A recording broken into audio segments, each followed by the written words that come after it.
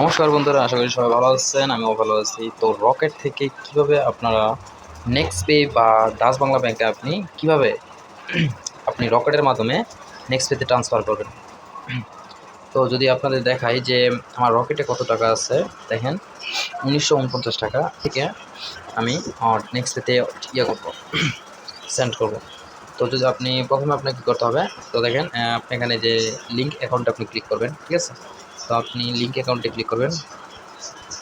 Link অ্যাকাউন্টে click করার পর আপনার প্রথমে এটাতে ক্লিক করবেন এজেন্ট ব্যাঙ্কিং কার্ড।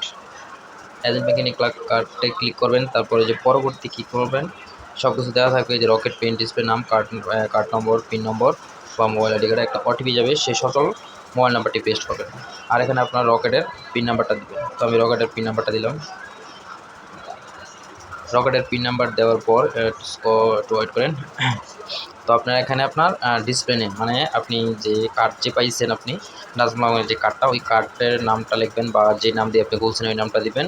তারপর হচ্ছে কার্ড নাম্বার, তারপর হচ্ছে পিন নাম্বারটা, ঠিক আছে। তো আমি কার্ড নাম্বার সব দিতেছি।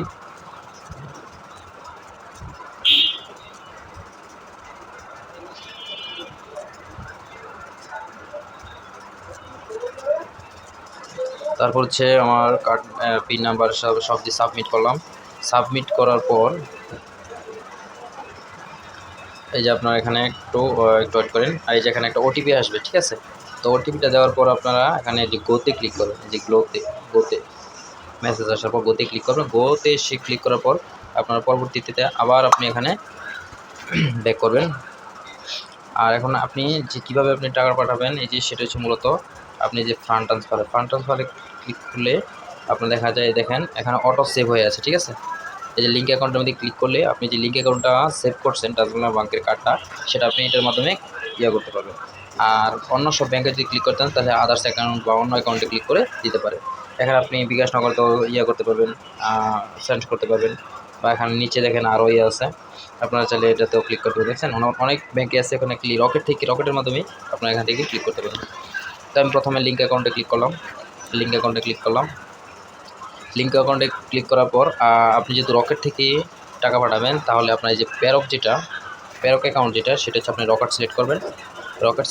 আর প্রাপক যেটা, সেটা হচ্ছে আপনি ডাচ বাংলা ব্যাংক বা নাম যেটা চেঞ্জ করবেন। এখন কত টাকা পাঠাবেন সেটা আপনি এখানে টাকার পরিমাণ লিখবেন। তো আমি 1900 টাকা পাঠাবো, সেটা আমি পরবর্তীতে ক্লিক করবেন। এখন পরবর্তীতে ক্লিক করলাম।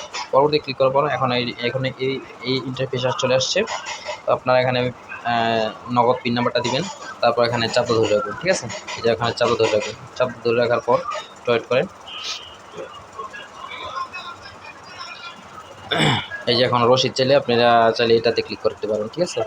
এই যে রসিদ, এখানে ক্লিক করতে পারেন। এই যে রসিদে ক্লিক করলাম। সেম ডাচ বাংলা ব্যাংকের মতন আপনারা সেম এই যেরকম ইন্টারফেস চলে আসবে, মানে যেই দেয়, হ্যাঁ। তো দেখেন এখন আমার যদি অ্যাকাউন্টে দেখি যে কত টাকা আছে, দেখেন আমার অ্যাকাউন্টে যদি দেখায় আপনার কত টাকা আছে, এই যে 32 টাকা আছে, ঠিক আছে। তো এখন আমার ডাচ বাংলা ব্যাংকে